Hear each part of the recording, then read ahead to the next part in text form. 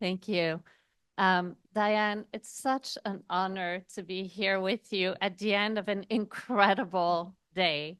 I always say one of my measures about whether a day is valuable is how quickly do I feel like my brain is exploding from all the ideas and all the learning.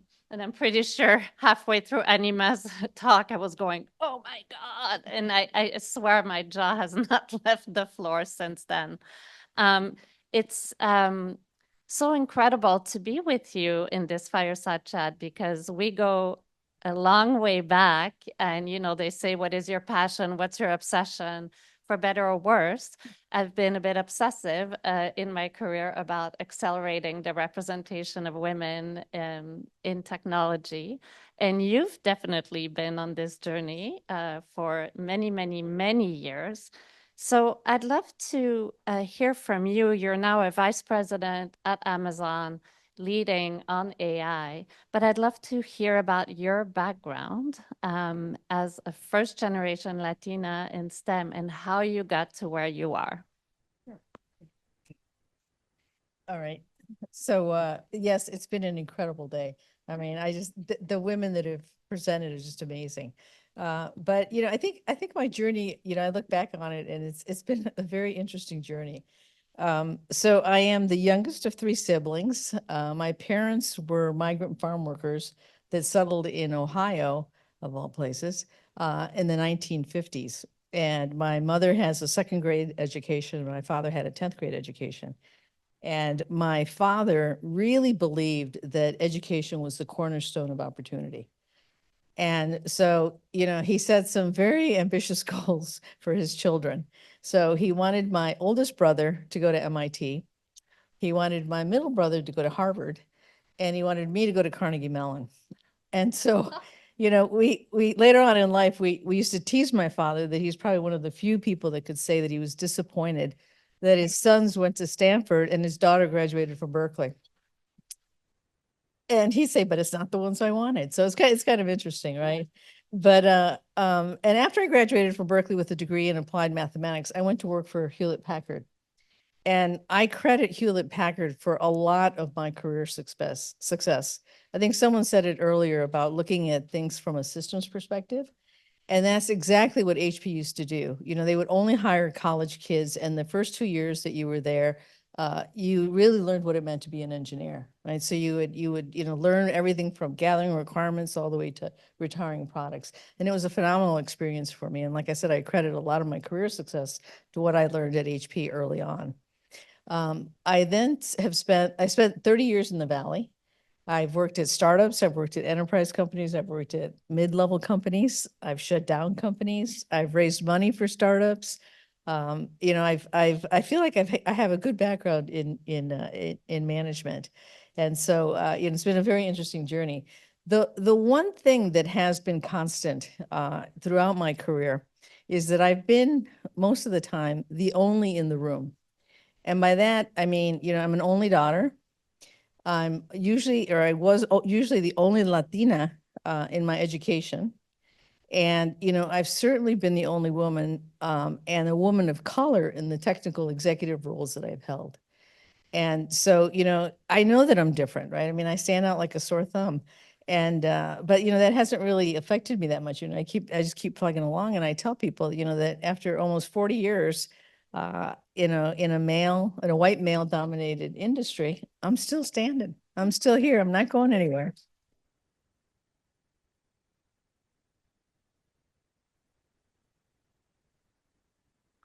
Impressive.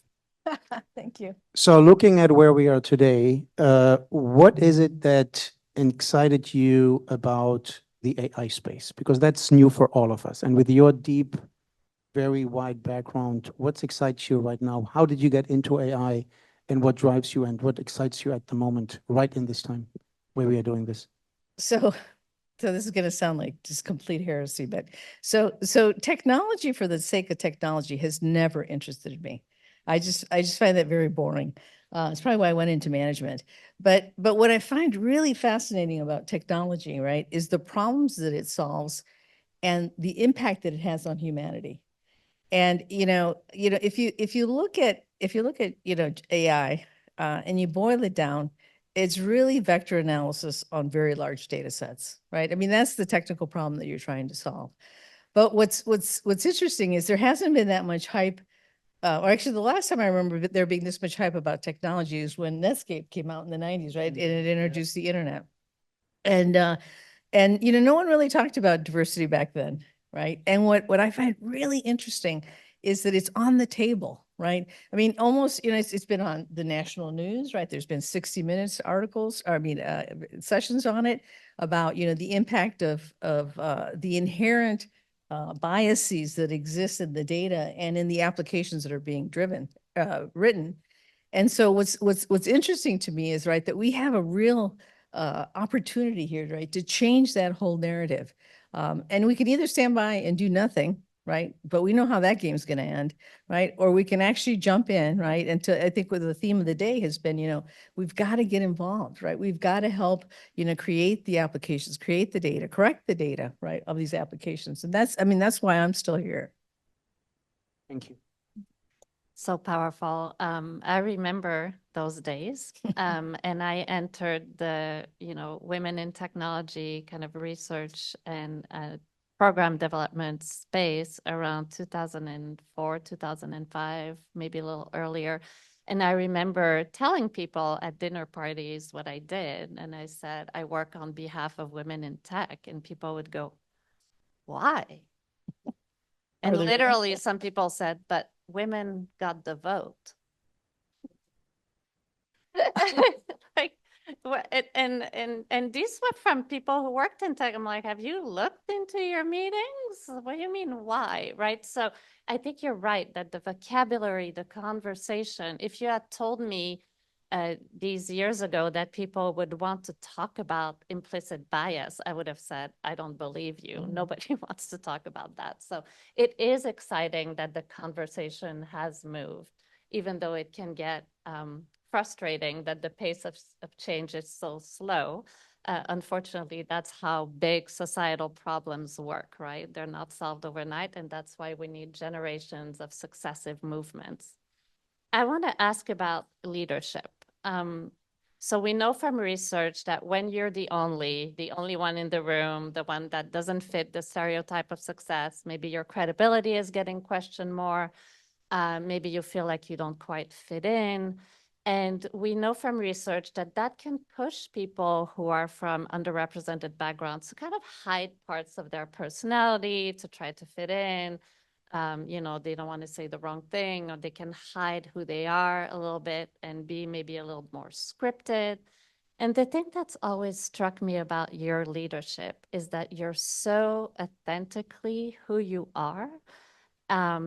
Your values and how you show up has not changed. And that's not easy to pull off. And you back up what you care about in action in your leadership. So tell me about that about you. Why is that your leadership style? And how does that come to be? And have you had moments where you said to yourself, oh, maybe I need to, show up in a different way? So that's a great question. So, growing up, one of my favorite books was Horton Hatches an Egg. So are people familiar with the story? You may not be if you didn't grow up here, but very quickly, right? So Horton's an elephant, and he gets convinced by a very lazy bird called Maisie, right, to take care of her egg until it hatches. And Horton, agrees to do this, right? And he sits on the egg in the nest, right? Through, his friends are laughing at him.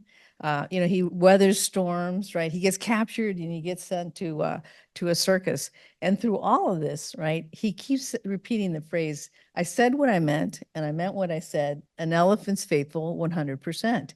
And as a kid, I thought, that's who I want to be, right? That's really, yeah. Yeah, so that really struck with me, right? And so there's a saying in Spanish, dicho y hecho, and it means basically said and done, right? And my mother, who didn't speak any English, right, would say, and I'll translate in a second. She said, si Diana dice algo, dicho y hecho, which basically says, that if Diane says she's going to do something, it'll get done. And so I've always lived that's how I've lived my life. And that's how I've run teams that I've run, and I try to instill that in teams, right? Accountability is very strong on my list of values. If you say you're going to do something, you should do it, right? Now, in terms of the arc of my career, right? I mean, I've been doing this 40 years, almost 40 years. And when I first started, I was very angry, right? I would get angry when people would say to me, "My, you speak English well." And I'd say, well, it could be that, I'm an American citizen. I was born in Ohio, right? I went to Berkeley. I worked for, it's like I would rattle off all these things in my head, and I would just steam. I would just get so mad, but I wouldn't say anything, right? And then the next phase of my life, right, I went on this adventure to educate people, right? So when they would say stuff like that, I'd say, well, why do you think that, right? And they'd look at me like, well, because, and it's like, well, why? I mean, that's not an answer. Why do you think that, right? And it was very interesting, right? Because they would very quickly get very uncomfortable, right? Because you knew where it was coming from, right? I mean, you should see the embarrassing conversations I've had with immigration in SFO, right? They'll say, where are you from? And I'm like, well, California. And they go, now, but where are you really from? And I'm like, Ohio. And they're like, but where are you really? And I'm like, what are you getting at, right? And it's just like, right? And so, but now, I'm older, right? And, with that, I think it becomes, you get some perspective. And, I think, but I am a little angry now. I'm back to being angry, right? And I've come full circle. Yeah. And the reason I'm angry, right, is actually it's more frustration than anger, right? Because it's like, why haven't we made more progress? I mean, you and I have been talking about this for 20 years, right? And I am angry many days. And it's been just so slow, right? But then I think, well, what are my options, right? I could either bemoan the fact, that more progress hasn't been made, right? Or I can continue to do what I've been doing all these years, right? And help advocate for people that don't have a voice, right? And try to help them, advance in their career. And I think with this whole, AI movement, right? We have that opportunity again, and we can't piss it away, right? We really have to take advantage of it.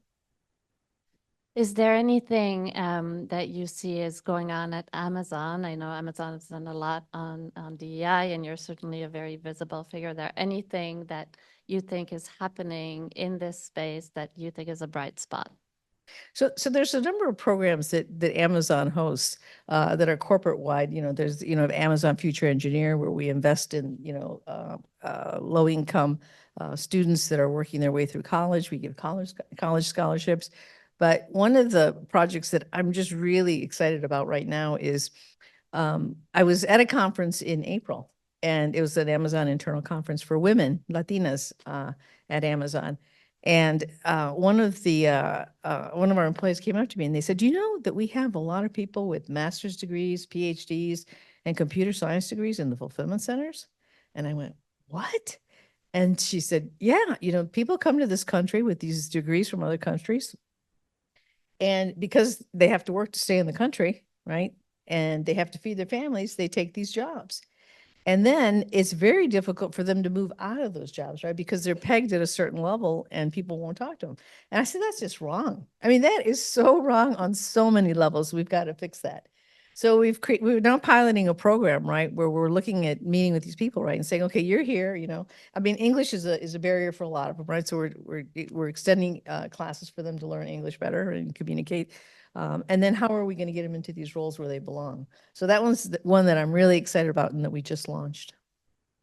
Amazing. I can't wait to hear more about it when you deploy it. Amazing. I think today, for this whole audience, we heard from a lot of incredible people on various different panels through a lot of different viewpoints. Mhm. I said earlier, way earlier, surround yourself always for the younger ones with, incredible good people, advisors, mentors, your whole life, you seek them. I'm sitting here right now next to you, and it's like, man, you have a lot of wisdom. I am impressed. Amazing.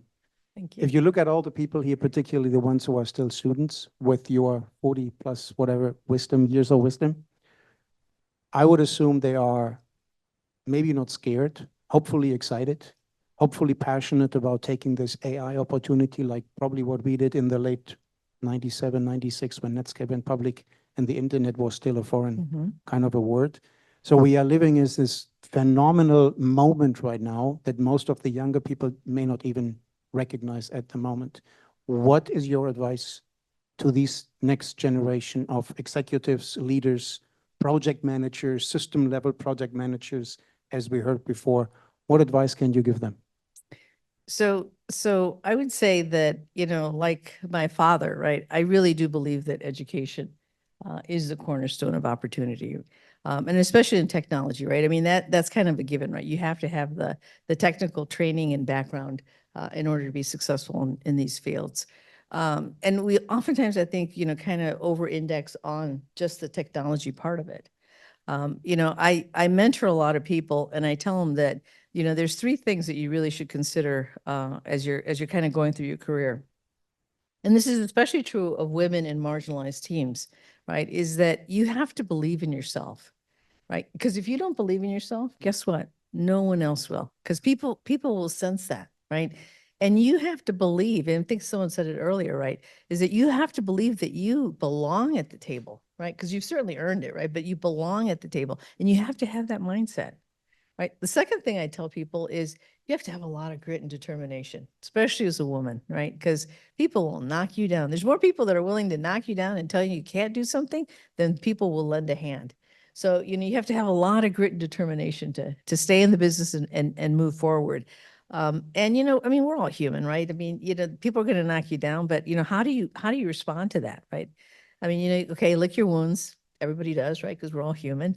But, ask yourself afterwards, what did I do wrong? What could I do differently? What did I learn from that? So that next time I'm put in a situation like that, I'm better prepared, right? And the third thing I would tell them is that, you have to be a lifelong learner, right? You have to continue to learn. Otherwise, you become very irrelevant very quickly. And I think, this whole Gen AI, right, movement, right, is proof of that, right? That if you don't continue to learn and expose yourself and learn what it means and how it can impact you, you're going to become very relevant very quickly. I love that advice. And, we talk about lifelong learning at Northeastern and the mindset we need to lifelong learn. And I have to admit, I was at Stanford when I first, and some of the Stanford team is there, when I first used ChatGPT, and I said, I'm a social scientist, and so I'm not a technologist. I've made my space in this valley by being a social scientist, by not being an engineer, and knowing how to write a certain way, and knowing how to talk about societal implications of technology and things like that. And when I first saw that it could write a paper in a structure of argument with citations, and I have to admit, I had a moment where I was like, Uh-oh. do I retire or do I learn? But it really felt like, oh my, higher education is about to completely change. I ended up opting for learning another round, but I agree with you. Sometimes you have to ask yourself the question, okay, here we go again. I don't have any more questions. Oh, I do have one last I question. do have one before we take a couple of audience questions. Diane, you're the one in the first committee call, and thank you so much for saying yes to this incredible startup adventure of having this platform. You said this is about a moonshot. And you know why that especially resonated with me is that at the very beginning of my career at the Anita Borg Institute, where we were organizing a Grace Hopper celebration that had 300 or 400 people, now it's 20,000. I remember somebody showing me a clip of Anita Borg. The slogan back then was 50-50 by 2020.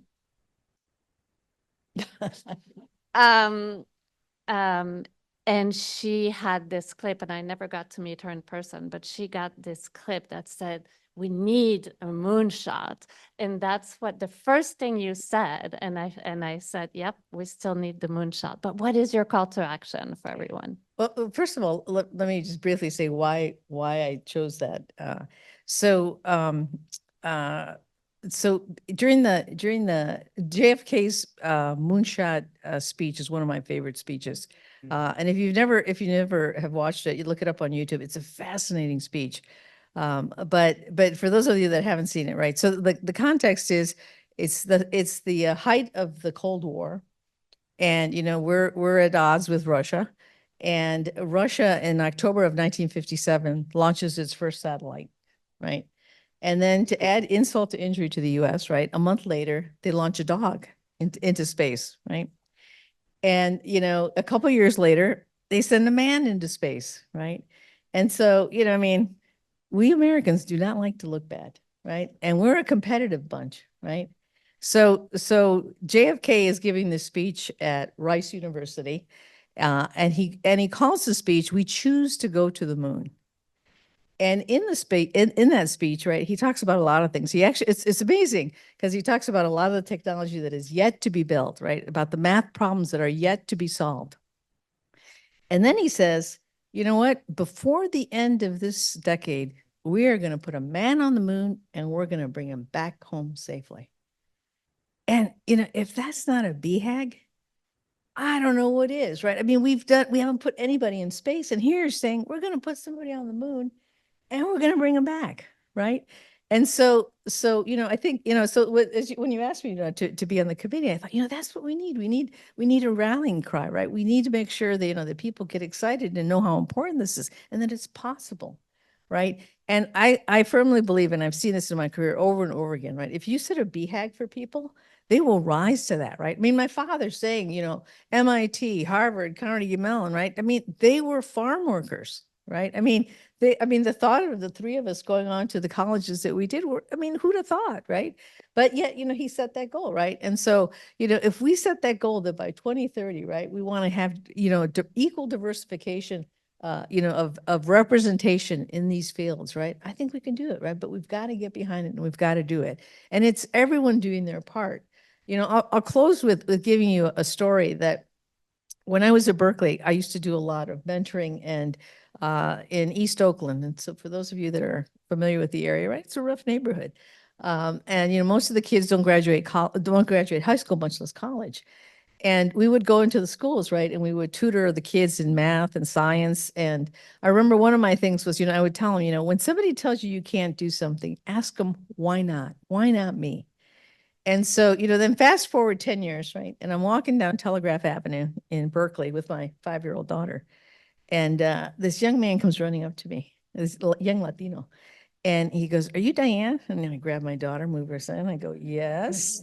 I don't know what he's going to ask me, right? And he says, "You're the reason I graduated from Berkeley." And so, and he goes, "You changed the whole Clap, yeah, please. You can change, you can have an impact on someone's life without even realizing it, right? So imagine if we all kind of, gathered together, right, and had that mantra of, we're going to change things, right? The impact that we can have on somebody's lives and hopefully a lot of people's lives.